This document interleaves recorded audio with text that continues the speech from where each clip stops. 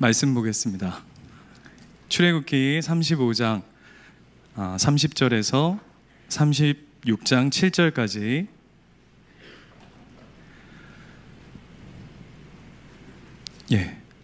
절을 보면 안 나오고요. 성경을 보시면 됩니다.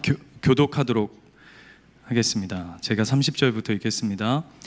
모세가 이스라엘 자손에게 이르되 볼지어다 여호와께서 유다 지파 훌의 손자여 우리 아들인 부살레를 지명하여 부르시고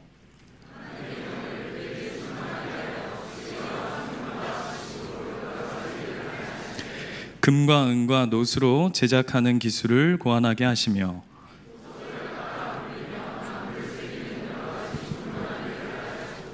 또 그와 단지파 아히사막의 아들 오홀리압을 감동시키사 가르치게 하시며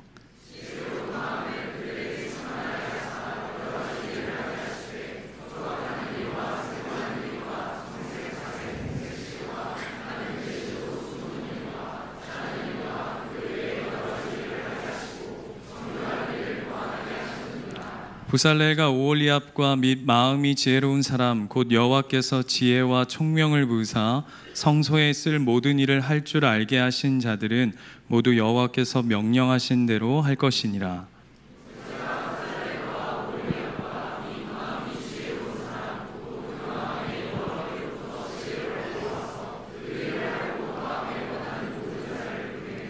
그들이 이스라엘 자손의 성소의 모든 것을 만들기 위하여 가져온 예물을 모세에게서 받으니라.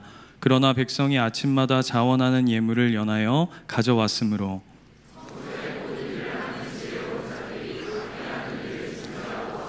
모세에게 말하여 이르되 백성이 너무 많이 가져오므로 여호와께서 명령하신 일에 쓰기에 남음이 있나이다.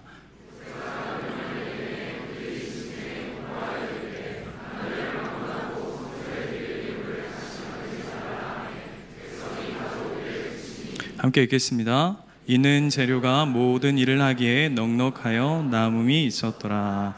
아멘. 저는 양산에서 개척 5년차 목사를 하고 있는 예수님교회 전신욱 목사라고 합니다. 어느덧 세 번째 이렇게 설교를 하게 되는 것 같은데요. 저희 교회도 이제 제법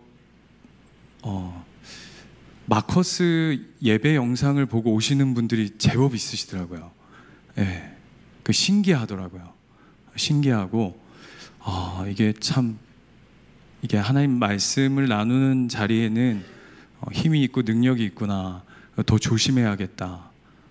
그래서 굉장히 첫 번째 올 때는 진짜 아무 생각 없이 왔던 것 같고, 두 번째는 그냥 왔던 것 같고, 세 번째는 굉장히 지금 부담스럽습니다.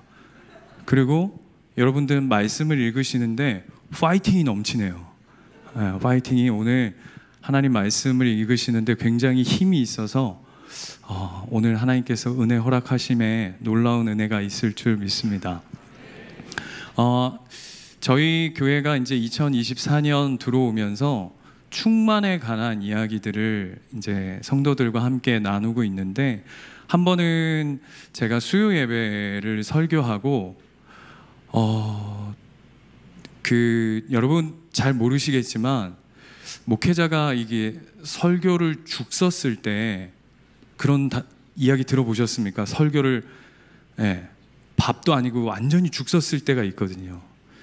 그 예배 도중에 집에 가고 싶다. 주님 집에 얼른 보내주세요. 가고 싶어요. 이런 경험이 있었습니다.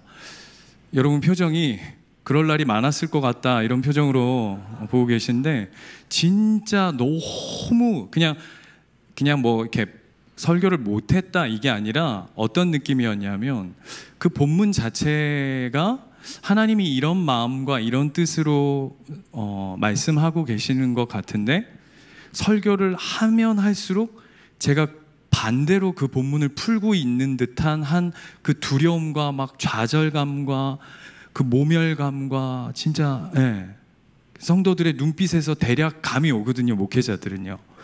비슷한 느낌이었어요. 이렇게 막 보면. 그래가지고 막 대충 이렇게 대충이라고 말하면 안 되지만 아무튼 급히 마무리를 하고 뒤에서 막 기도를 하고 있는데 이제 성도들도 눈치가 있지 않겠습니까? 그날 끝나고 성도님들이 막 오셔서 목사님 괜찮습니다. 목사님 괜찮습니다. 목사님 한번 잘 생각해 보세요. 목사님이 설교를 너무 기가 막히게 하셔서 목사님이 교만한 게 좋겠습니까? 아니면 목사님이 설교를 진짜 죽 써서 우리가 우리 목사님을 위해서 기도해야 되겠다.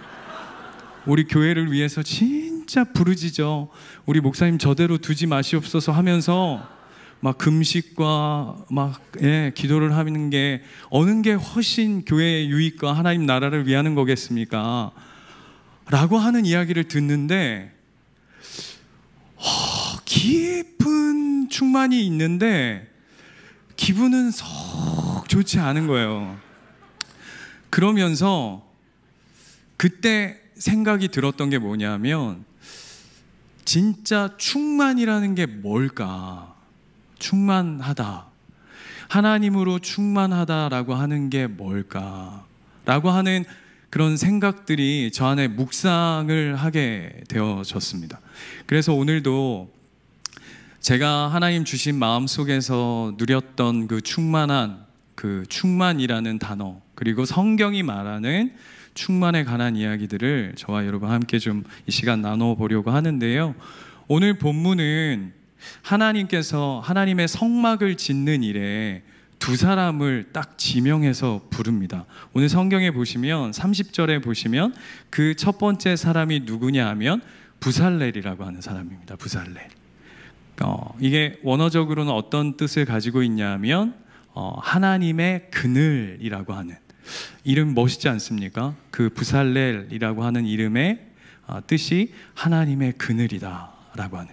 그리고 두 번째는 34절에 보시면 오홀리압이라고 하는 사람을 동일하게 또 부르시는데요, 그 사람 이름의 뜻은 아버지의 장막이다.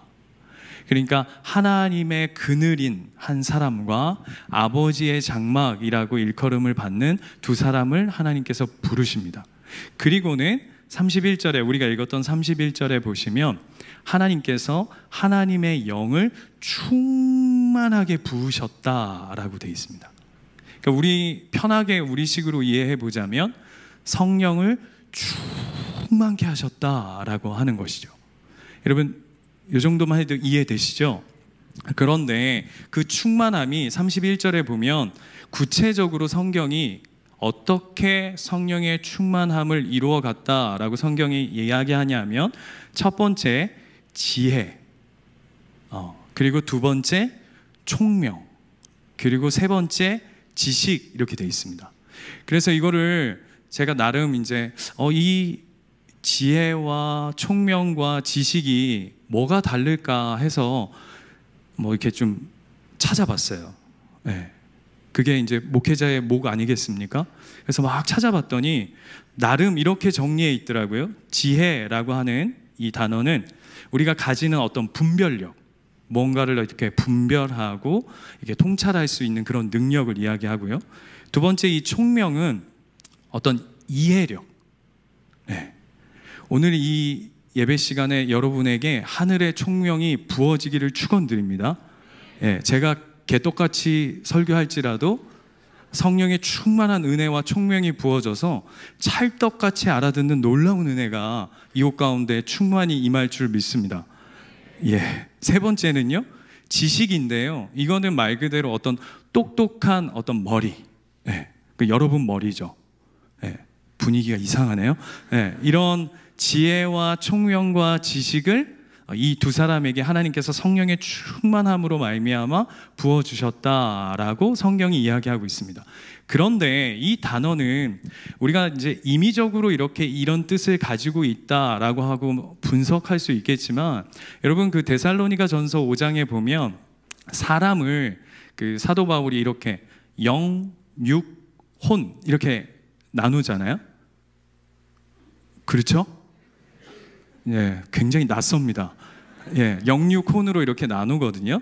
그래서 뭐 많은 뭐 학자들이 뭐 인간을 보는 3분설이다, 뭐 또 어떻게는 또 2분설이다, 영과 육으로 나눈다, 몸과 영으로 나눈다, 2분설이다, 이게 맞다, 저게 맞다 이렇게 얘기하지만 그거는 뭐 3분설이 맞냐, 2분설이 맞냐라는 얘기하는 게 아니라 인간의 전 인격을 일컬어서 그냥 영육혼 이렇게 이야기하고 있는 것처럼 오늘 이 부살렐과 오홀리압에게 하나님의 영을 가득 부어서 그가 지혜롭고 총명하고 지식이 가득하다라고 하는 표현은 그냥 똑똑하다, 하나님 똑똑하게 하셨다라고 하는 의미가 있습니다. 예를 들면 이런 겁니다.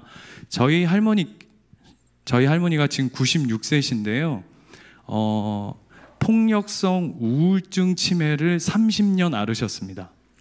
그러니까 뭐냐 하면 이게 기억을 잃으시면 누군가를 잡고 후드로 팹니다. 네. 그래서 저희 작은 어머니는 저희 할머니한테 맞으셔가지고 이빨도 부러지고 막 이런. 그 다음에 정신이 돌아오시면 우십니다. 자기 삶이 너무 서글퍼가지고 눈물의 여왕이에요. 분위기 이상하네요. 막 우세요. 이게 30년 반복이었는데 저희 집에서 제가 이제 뭐 목욕해드리고 뭐 머리도 빗어드리고 뭐 집 나가시면 찾아도 오고 막 이랬는데 저희 할머니가 늦으막 새벽 때쯤 되면 살아오셨던 기억을 되짚어서 꼭 저에게, 제가 이제 어렸을 때부터 신학생, 뭐 목회자, 서원기도 하고 막 이렇게 해서 저를 위해서 꼭 기도해 주세요. 그러면 자고 있는 저한테 오셔가지고 꼭 제 몸 어딘가에다가 십자가를 그리십니다. 십자가를 주야 주야 이렇게 있어요. 여러분 잘 때 누가 옆에 와가지고 주야 미칩니다. 네. 근데 그때 꼭 이 십자가를 그리시면서 하는 기도가 있어요. 그게 뭐냐면 정오의 빛과 같이 머리가 될지언정 꼬리가 되지 않게 하여 주시고 다니엘과 같이, 요셉과 같이, 다윗과 같이 하나님 우리 손자를 사용하여 주시옵소서. 이 기도 레파토리가 여러분 지금 아멘 하시죠? 30년 들어보세요. 순서도 안 바뀌어요. 그걸 앞뒤에다가 주여를 넣습니다. 주여, 주여, 정오의 빛과 같이 머리가 될지언정 꼬리가 되지 않게 하여 주시고 잊어버리지도 않아. 다니엘, 요셉, 다윗과 같이. 근데 여러분 다른 단어, 다른 이야기를 3개를 했는데 이걸 하나로 두드러 엎으면 뭔지 아세요? 예? 똑똑하게 해주세요 이거예요. 하나님 앞에 귀 쓰임받게 해주세요 이거예요. 오늘 하나님께서 부살레가 오홀리압을 성령으로 충만케 하셨다. 그래서 그가 지혜롭고 총명하고 지식이 가득했다라고 하는 건 뭘 이렇게 구분해서 이야기하는 게 아니라 그가 굉장한 사람들로 하나님께서 사용하시고자 한다라고 하고 그렇게 능력 있는 자들로 그들을 부르셨다라고 하는 것이 오늘 본문이죠. 거기서 멈추지 않고요 32절로 넘어가면 한번 보실까요? 32절에 가면 아주 이 성령의 충만함을 디테일하게 구체적으로 성경이 이야기하는데요 이 두 사람에게 금과 은과 녹으로 제작하는 기술을 고안하게 하시며 라고 얘기하면서 성령의 충만함으로 말미암아 그에게 어떤 기술력을 올리는 그런 능력을 점점 끌어올리시는 듯한 모습을 보여주고요 그 다음 절 보시면 보석을 깎아 물리며 나무를 새기는 여러 가지 정교한 일을 하게 하셨다라고 하면서 굉장히 디테일하고 전문가적인 일들이 이제 점점 이렇게 커져가는 것들을 보여주고 있고요 그뿐만 아니라 그 다음 절에 가면 또 그의 단지파 아히사막의 아들 오홀리압을 감동시키사 그를 가르치게 하시며 라고 하는데 쉽게 말하면 이들이 하나님께 성령 충만함을 받아서 일타 강사가 되기 시작하는 거죠. 이게 느낌 아시겠습니까? 성경이 보여내고 싶은 부분들을 한번 주목해 보면 좋을 것 같아요. 예를 들면 이런 거죠. 그 초대교회에 성령 강림 은혜가 마가 다락방에 딱 떨어지고 사도행전 4장에 가면 제자들이 특히 그 대표 주자인 베드로가 많은 유대인들 앞에서 그리고 종교 지도자들 앞에서 설교를 막 합니다. 하나님의 말씀을 기가 막히게 구속사적으로 쫙 풀어냅니다. 그랬더니 그 설교를 듣고 있던 많은 사람들이 그리고 유대인 종교 지도자들이 깜짝 놀랍니다. 그러면서 뭐라고 얘기하냐면, 아니 얘네들은 예전에 예수님 뒤에서 쩔쩔매고, 죄송합니다 이렇게 표현해서 좀 찌질하고 찐따 같았던 걔 아니야? 그 범인, 이상했던 그 범인들 아니야? 이렇게 얘기합니다. 이해되시죠? 왜 이렇게 얘기하는지. 그 전에 어땠는지 우리가 일일이 그들의 아주 창피하고 비참한 예수님 막 버리고 그랬던 그런 모습을 우리가 여기서 구체적으로 좀 까발르지 않아도 우리가 성경을 조금만 사복음서를 읽어대면 제자들의 삶이 어디에서 어떻게 변화되어졌는지 우리는 너무나도 잘 압니다. 그게 그 중심에 뭐가 있냐면 성령 충만이라고 하는 성령의 임재, 성령 강림이라는 사건으로 말미암아 비포와 애프터가 너무 선명하게 드러나는 자들. 그래서 보시면 카리스마가 쩔죠. 그 베드로의 설교를 보면. 그러니까 신기한 거예요. 도대체 얘가 뭘 먹었길래, 누굴 만났길래 이게 뭐냐라고 하는 그 모습이 이 안에 가득히 담겨 있는 겁니다. 예를 들면 이런 겁니다. 여러분, 제가 이래봬도 그 초등학교, 중학교 때 축구 선수 출신입니다. 예, 아무도 안 놀라시죠? 예, 그래서 나름 어떤 축구의 일가견이 있는데 지금 이제 몸이 다 망가져가지고 그 작년에 거의 10년 만에 축구를 하러 나갔는데 여러분 놀라운 일이 벌어졌어요. 아무도 절 건드리지 않았는데 저 혼자 뛰다가 저 혼자 바닥에 누웠어요. 열심히 뛰었거든요. 갑자기 바닥이 저한테 다가오더라고요. 근데 너무 웃긴 게 제 인생에 그렇게 빨리 일어난 적이 없어요. 넘어졌는데 너무 창피해서. 왜냐하면 제가 그 목사님들 축구하는 모임에 갔는데 목사님이 저를 이제 처음 왔다고 소개하면서 뭐라고 소개했냐면 선출 출신이라고. 선출이라고. 그러니까 막 목사님들이, 여러분 목사님들 중에 선출이 뭐 좀 있긴 하지만 그래도 제 나이가 좀 젊거든요. 예. 막 목사님들 눈이 반짝반짝 하는데 거기서 저 혼자 근처에 아무도 없었는데 막 뛰다가 혼자 넘어졌다가 혼자 일어나고 주변을 막 살피고 이러니까 너무 창피했거든요. 그런데 집에 가서 제가 아까 말씀드렸지만 설교 죽 썼을 때는 그렇게 기도가 나오지 않았는데 축구를 죽 쓰니까 막 미쳐버리겠더라고요. 그래서 막 기도가 나와요. 주님, 제 예전에 그 한창 때에 그 축구하던 그 삶으로 좀 돌려주십시오. 그래가지고 막 제가 집에서 제일 싫어하는 게 뭐냐 하면 이렇게 막 스쿼트 하고 뭐 이런 거 정말 싫어해요. 여러분 운동 좀 하신 분들은 알겠지만 재미없는 운동 정말 싫어하거든요. 근데 그 이후로 스쿼트를 시작하면서 내 몸을 만들어야 되겠다 하고는 그 다음에 이제 몇 주, 창피한 얘기인데 집에서 아들 데리고 막 운동장 나가가지고 막 연습하고 훈련하고 몸무게 줄이고 막 이래가지고 이제 드디어 갔어요. 가서 시작하자마자 해트트릭을 한 거예요. 좀 놀래주세요. 네, 해트트릭을 한 거예요. 그랬더니 목사님들이 전부 다 뭐라고 그러냐면, 이야, 전 목사 그분이 오셨네. 그분이 오셨어.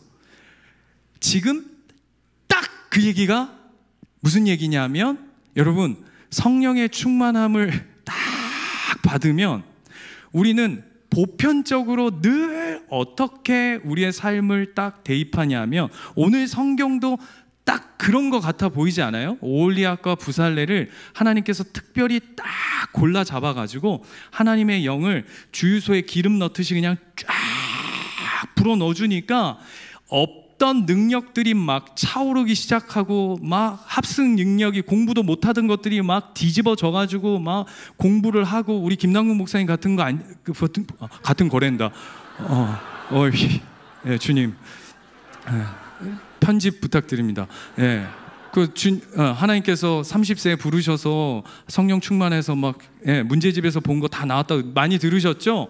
막 이런 능력들이 생기고 직장 생활하면서 막 하나님의 영이 충만해져 가서 안 하던 새벽기도 하면서 막 일들이 막 일사천리로 막 풀려가고 멀리 볼 거 없습니다. 교회적으로 성령 충만함이 부어지니까 막 교회가 부흥하기 시작하고 막 이런 놀라운 일들이 벌어지는 것을 우리는 아주 자연스럽게 뭐와 연결시키냐 하면 성령 충만하면 이와 같은 일들이 벌어진다, 이와 같을 것이다 라고 하는 그 방식을 그대로 도입할 때가 너무나도 많은 것 같아요.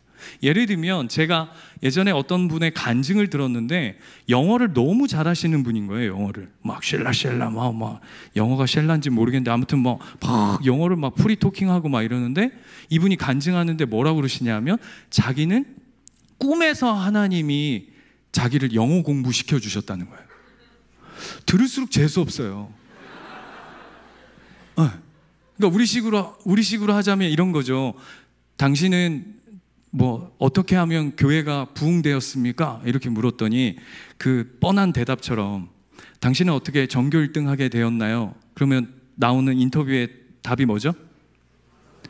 국영수 교과서 중심으로 공부했습니다. 이렇게 얘기하듯이 뭔가 하나님의 영이 이렇게 부어지면 뭔가 당연히 특별한 은혜의 놀라운 그 시너지가 쫙 올라가듯이, 그래서 국영수가 어떻게 교회가 부흥하게 됐습니까? 이렇게 물으면 성령 충만입니다 라고 하는 아주 그냥 뻔한 결론처럼 낼 때가 너무나도 많은 거죠. 그런데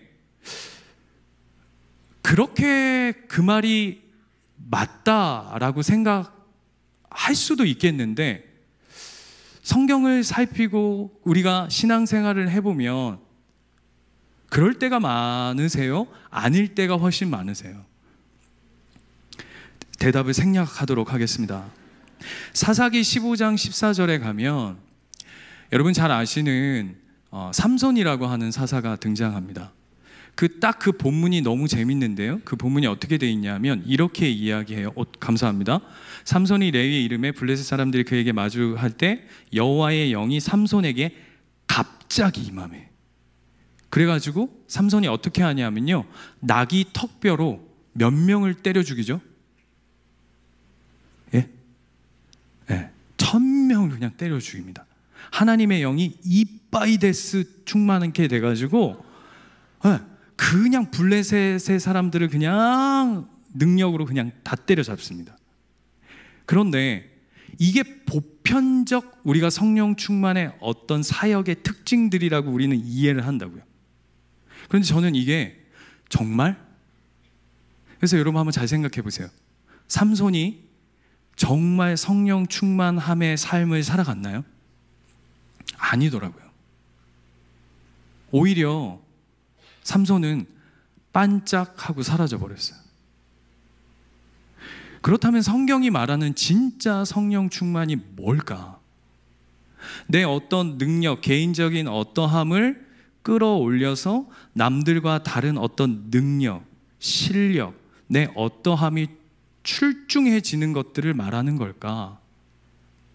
과연 그런가? 그뿐만 아니라 사무엘상에 가면 여러분 잘 아시는 사울이라고 하는 인물도 등장합니다. 잘 아시죠? 신약의 사울 말고 바울 된 사울 말고요. 사울 아시죠? 그 사울이 그 11장 6절에 가면 그도 동일하게 뭐라고 되어 있냐면 사울이 이 말을 들을 때에 하나님의 영이 크게 그에게 감동되어졌다라고 동일한 본문이 나타납니다. 그런데 이때 이 사울이 어떤 사람이었냐면 요 이전에 그가 하나님 앞에 부르심을 받을 때 그는 숨어가지고 벌벌 떨고 있었던 그였어요. 그런데 그가 오늘 이 본문에서 하나님의 영이 충만히 임하자 이도 어떻게 변신하냐면요, 갑자기 다른 사람으로 변신해요.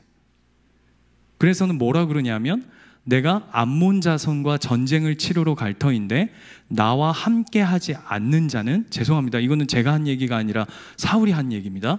이 소를 찢어 발기는 것처럼 내가 다 죽여버리리라. 갑자기 없던 리더십이 확 올라올 뿐만 아니라 그 하나님을 향한 열정과 그 거룩한 분노가 그냥 확 타오릅니다. 여러분, 그 드래곤볼에 보시면 초사이언으로 변신하는 그 주인공들 있죠? 드래곤 세대가 아니군요. 예, 있어요. 그런 것처럼 막 이렇게 불꽃이 막 타오르는 것처럼. 사울이 그와 같았다고요. 누구도요? 삼손도 그와 같았어요. 그런데 여러분 잘 아시지만 삼손도 사울도 그의 삶은 하나님의 영이 부어진 자 삶의 모습으로 빚어져 가진 않았던 것 같아요. 그냥 한 번의 능력으로 그냥 불타오르고 휙 꺼져버리는 인생들인 거죠. 그렇다면 진짜 하나님이 원하시는 충만함이란 뭘까라고 하는 것을 오늘 본문을 묵상하다 보니 36장 1절이 제 시선을 이렇게 사로잡는 구절이 있었어요. 여러분 한번 같이 한번 읽어볼까요? 시작. 부살렐과 오홀리압과 및 마음이 지혜로운 사람 곧 여호와께서 지혜와 총명을 부으사 성소의 모든 할 줄 알게 하신 자들을 모두 여호와께서 명령하신 대로 할 것이니라. 앞에서 본문을 읽을 때 하나님의 영이 부어졌다라고 얘기할 때는 제 시선이 동일하게 어디에 머물러 있었냐면 지혜롭게 하셨다라고 하는 것에만 계속 시선이 머물러 있었는데, 진짜 이게 하나님이 원하시는 충만일까라고 하는 고민 속에서 본문을 다시 읽으니까 어디에 딱 주목하게 되었냐면 1절 맨 뒷부분에 보시면 모두 여호와께서 명령하신 대로 할 것이니라 라고 하는 것에서 제 마음이 딱 사로잡혔어요. 무슨 얘기일까요? 우리는 성령 충만이라고 얘기하면 이퀄 나의 충만으로 생각해요. 근데 성경은 너의 충만이 아니라 하나님의 충만 안으로, 그리고 하나님의 뜻과 네 마음이 합하여지는 것. 그래서 오늘 우리가 30절부터 36장 7절까지 읽을 때 그 오홀리압과 불살레를 부르실 때 계속 반복해서 사용되어지는 단어가 뭐냐 하면 마음이에요. 마음이에요. 성령 충만이란 너의 어떤 능력치를 업그레이드하는, 그래서 조금 더 좋은 훌륭한 사람, 괜찮은 사람, 실력 있는 사람, 그런 사람으로 빚어져 가는 것이 성령 충만. 그래서 더 전문적이고 더 훌륭해 보이는 정도의 삶이 아니라 하나님의 뜻대로, 하나님의 마음이 온전히 흘러가는 것이라고 오늘 성경은 우리에게 짚어주고 있는 것이죠. 제가 사랑하는 목사님, 저희 학교 교수님이시기도 하신데 목사님께서 충만을 설명하실 때 사용하셨던 예화인데 저는 이것보다 더 좋은 예화는 없을 것 같아서 제가 한번 인용해 봅니다. 그게 뭐냐 하면, 여러분 그 닮아야 놀자라고 하는 영화 아시죠? 큰일 났다. 아무도 모르시네요. 그 옛날 영화긴 해요. 그 닮아야 놀자라고 해서 박신양 씨가 그 조폭으로 나오고 그 정진영 씨가 스님으로 나오는, 목사님 교회 와서 설교하면서 무슨 스님 예화를 듭니까? 용서해 주세요. 그런데 이것보다 더 좋은 예화는 없어서 제가 꼭 이 예를 쓰는데요. 그 마지막 장면이 뭐냐 하면 그 절에 우리 김남국 목사님 같은 주지 스님이 계세요. 이거 이상한데, 큰일 난데. 그분이 이게 서로 조폭도 절을 접수하려고 하고 스님들은 그 절을 지키려고 하고 막 이렇게 싸움이 붙은 거예요. 그래서 니네 이 마지막으로 내가 내는 이 퀴즈를 풀면 이 절을 퀴즈를 푸는 사람이 접수하게 해줄게 라고 했는데, 그 뭐였냐면 항아리를 하나 양쪽으로 내주면서 이 항아리에 물을 가득 채우는 사람은 이 절을 접수하게 될 것이다, 이렇게 얘기를 한 거예요. 그리고 이제 항아리를 줬어요. 그래서 막 영화 장면에 보면 스님들도 막 물 떠다가 막 채우고 조폭들도 채우고 막 분주합니다. 그 시간이 막 흘렀는데 봤더니 아무리 채워도 물이 안 차는 거예요. 그리고 이상하다 보고 봤더니 항아리 밑둥 밑에 밑둥이 깨져 있는 거예요. 그래서 넣어도 물이 질질질질 다 새. 그래서 이걸 어떡하냐, 막 이런 퀴즈가 어디 있냐, 이런 말도 안 되는 걸 하냐, 막 이러면서, 그러면서 이제 막 사람들이 뭐라 그러냐, 스님들이 뭐라 그러냐면, 야, 흘러나가는 것보다 더 빨리 넣어라, 막 이런 말도 안 되는 소리들을 막 하는 뭐 그런 장면이 나오는데, 마지막에 박신양 씨가 그 영화에서 그러면서 뭔가를 깨달았다, 유레카를 외치면서 그 항아리를 들고 연못으로 들어가서는 연못 한 가운데다가 그 항아리를 거꾸로 갖다 내리꽂습니다. 이 얘기를 듣고도 전혀 깨달음이 없는 듯한 표정들을 지으시는 여러분들을 축복합니다. 이게 이제 우리 목사님께서 기독교의 충만, 왜 절의 비유를 드시면서 기독교의 충만을 설명해 하셨는지는 모르겠는데, 그게 성경이 이야기하는 충만의 가장 핵심적인 내용이라는 거예요. 뭐냐 하면, 우리는 자꾸 하나님의 어떤 능력을 나의 빈잔에, 나의 삶에 자꾸 채우는 것. 그래서 아까도 얘기한 것처럼 주유하듯이 내 이 빈 마음들을, 빈 삶을, 그 기름을 나에게 채워주세요, 채워주세요, 채워주세요. 이게 우리는 자꾸 성령 충만이라고 생각하는데, 성경은 그게 아니라 이미 충만하신 하나님, 더 이상 부족함이 없으신 그 하나님 앞에 우리의 삶이 그냥 내던져지는 것, 그에게 그냥 온전히 드려지는 것, 그의 삶에, 그의 뜻에, 그의 목적에, 하나님의 그 모든 마음 가운데 우리의 마음이 그냥 올려드려지는 것.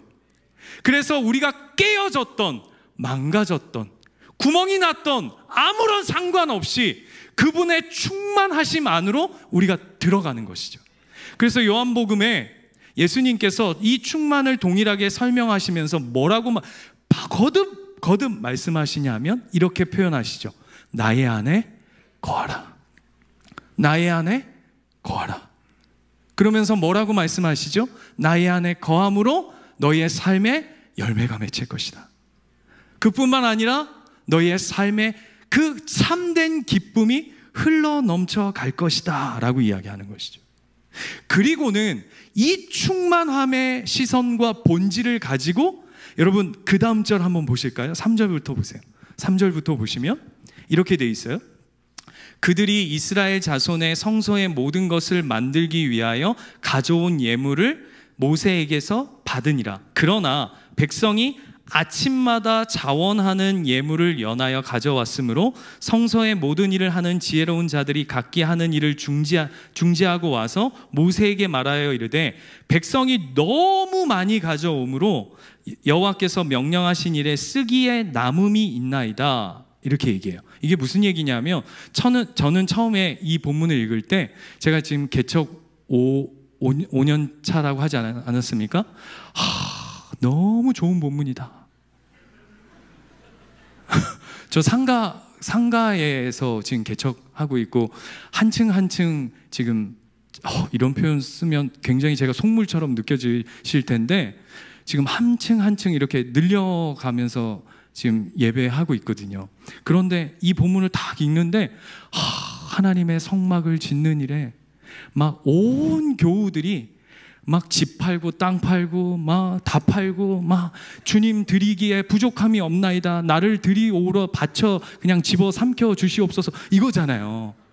내가 반드시 이 본문을 설교하여서 우리 성도들의 마음을 성령의 충만함으로 사로잡아 이 땅에 진정한 부흥의 시대를 오게 하리라, 이렇게 이 본문을 봤는데, 앞에 제가 말씀드렸죠. 성령의 충만이 나의 충만, 어떤 단순한 교회의 부흥의 차원이 아니고 하나님의 충만이라고 하는 시선으로 이 본문을 다시 보니 이게 단순히 예물 갖다 드렸다라고 하는 차원을 넘어서서 뭐냐 하면 하나님의 뜻이, 하나님의 마음이 온전하게 흘러가고 있는 거죠. 거기에 수많은 성령의 충만함을 입은 자들이 하나님의 마음에 포개어지는 거죠.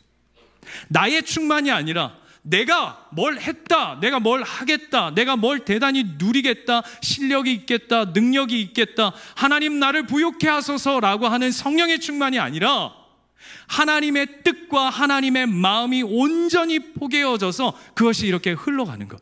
이게 딱 뭘로 느껴졌냐면요, 아까 자꾸 달마야 놀아서 안 되는데, 달마야 놀자에 보면 그 항아리를 이렇게 그 연못 한가운데 이렇게 다 꽂았을 때 그것이 충만이라고 했는데, 이게 흘러 넘침이 저는 늘 아까 얘기한 것처럼 뭐라고 생각했냐면, 여러분 성령의 충만함이 흘러 넘친다 그러면 저만 그런지 모르겠는데 저는 늘 이렇게 생각했어요. 하나님이 나를 채우셔서, 나라고 하는 전신욱 목사라고 하는 사람을 채우셔서, 아니면 우리 교회, 예수인 교회라고 하는 이 교회를 채우셔서, 그래서 그냥 그 참이 넘쳐 흘러가는 거라고 저는 그렇게 생각했거든요. 하나님 날 채우시고, 일단 채워야지 나를. 그게 성령 충만이라고 생각했는데 아니더라고요. 이 본문을 푸는데 어떤 장면이 딱 떠오르냐면, 여러분 목욕탕 물이 가득 이빠이 딱 차가지고 출렁출렁 하고 있을 때, 여러분 목욕탕 다 가보셨죠?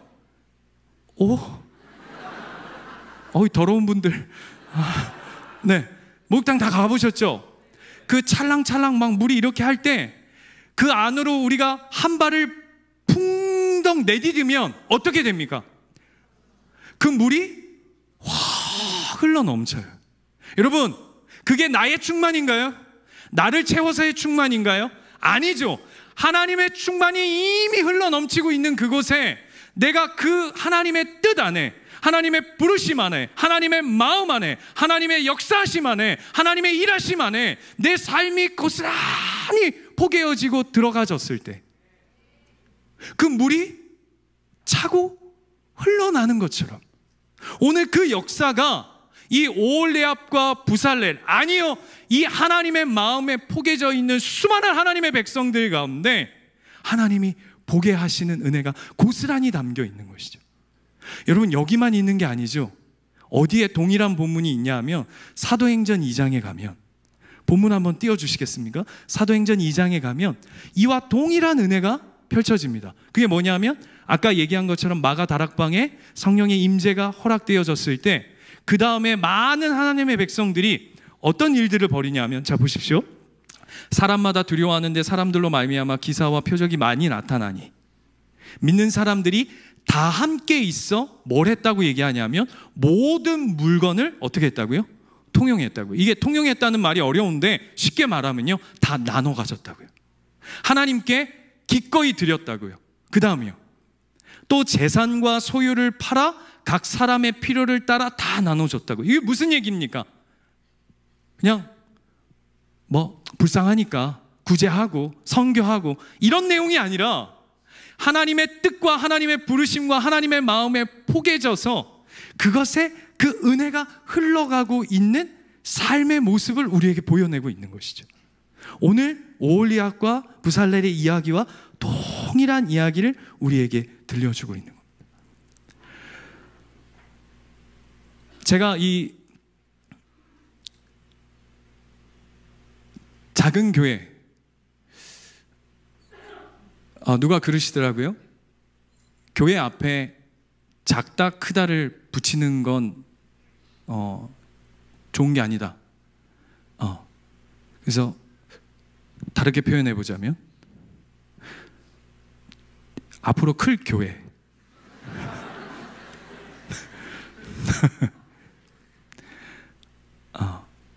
를 기대하며 삶을 목회하고 목양하고, 그래서 때로는 설교를 너무 잘하고 싶고, 그래서 많은 사람들이 그 메시지에 은혜 받고 우리 교회로 몰려 들어왔으면 좋겠고, 저희 교회가 기가 막힌 곳에 있거든요. 오른쪽에는 여호와 증인, 왼쪽에는 신천지, 앞에는 하나님의 교회, 그 건너편에는 그 안식일. 거짓말 아닙니다. 와서 확인하셔도 돼요. 우리 교회 집사님 여기 계시니까 제가 거짓말을 할 수가 없어요. 그 다음에 그 건너편에 구원파. 기가 막힌 곳에 있어요. 기가 막힌 곳에. 성지죠. 네, 성지죠. 그래서 저희가 늘 뭘 기도하냐면, 하나님, 이 양산 땅에 그리스도의 계절이, 진짜 성령의 충만함이 찐으로,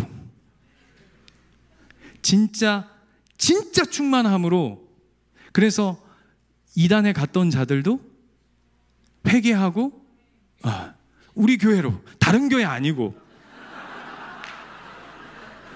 예수 박교회, 예수 로 교회 이런 거 말고 예수인 교회로 오게 하시옵소서, 이런 기도를 했다고요. 그런데요, 어떤 생각이 드냐면, 하나님 이 기도를 기뻐하시지 않으시는구나.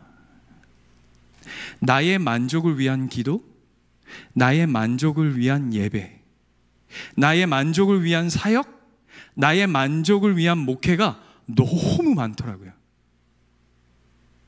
여러분, 주변에 보면요, 성령의 충만함을 힘입어, 모르겠어요. 그게 성령의 충만함인지 모르겠지만 성령의 충만함이라고 하잖아요. 성령의 충만함을 힘입어 능력 있게 사역하시는 목사님들 너무 많으시더라고요.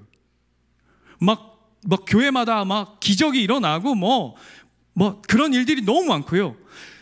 웬걸? 요즘에 설교 잘하시는 분들이 왜 이렇게 많아요? 와, 기가 차다, 와, 울렸다, 웃겼다, 살렸다, 죽였다, 난리예요. 그걸 보고 있으면, 주님, 저는 언제 저 충만함을 좀 맛봅니까? 주여, 그건 왜 김남국 목사님한테만 있습니까? 저도 빠져야 하나요? 이렇게 가는 거죠. 나는 맛바꿀 수 있을까?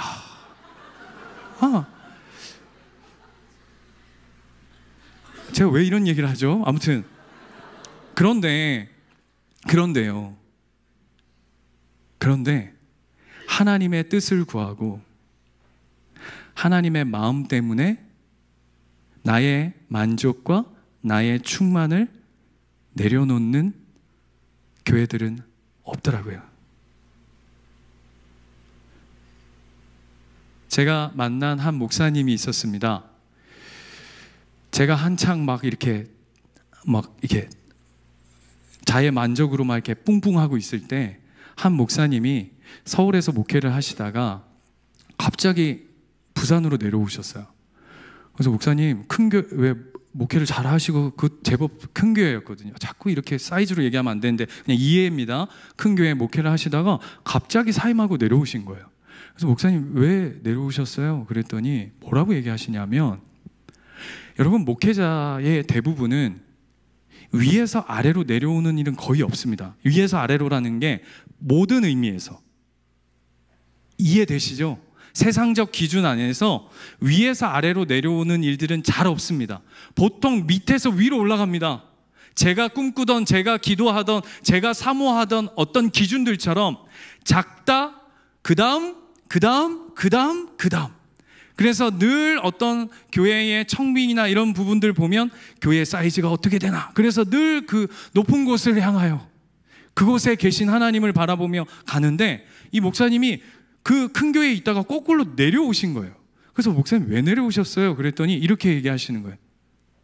하나님이 안 기뻐하시는 것 같아서. 제가 정신이 번쩍 들었어요. 이분이 약을 드셨나? 왜냐하면 목회를 못하신 분이 아니거든요.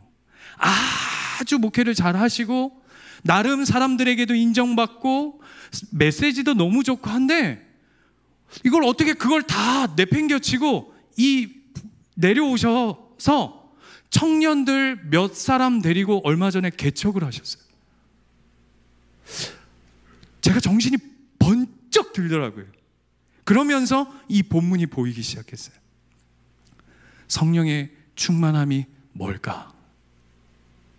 사랑하는 마커스 예배자 여러분, 우리가 기도하는, 우리가 구하는 충만함이 무엇입니까?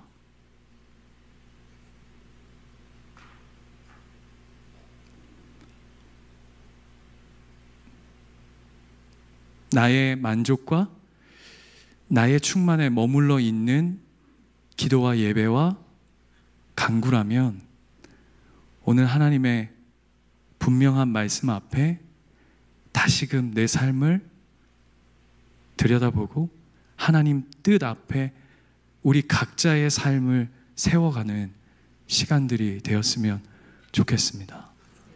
우리 기도할까요?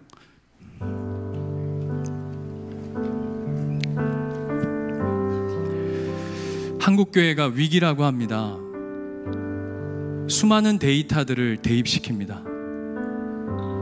교회가 몇몇 교회가 문 닫았다. 어떤 교회들이 사라졌다. 유초등부가 없다더라. 청년들이 교회를 떠난다더라. 예수 믿는 퍼센트가 몇 프로밖에 안 된다더라. 여러분, 그게 진짜 위기입니까? 그 작은 퍼센트가 진짜 위기인가요? 성경은 그걸 위기라고 하지 않고 하나님 뜻대로 살지 않으면, 하나님 부르심 가운데 내 만족이 포개어져 있는 삶이 아니면, 하나님의 마음과 내 마음이 온전히 흘러가지 않는 것이 영적인 위기라고 얘기해요. 하나님, 오늘 이곳에 예배하고 기도하고 찬양하는 저희 모두의 중심과 마음이 충만하기 원합니다. 주의 성령으로 가득하기 원합니다. 그것이 나의 만족이 아니라 하나님의 만족, 하나님의 뜻하심, 하나님의 부르심, 하나님이 빚어가시는 하나님의 원대로 세워져가는 우리의 심령이 되게 하여 주시옵소서. 우리 이 시간 주여 한번 부르짖고 기도합시다.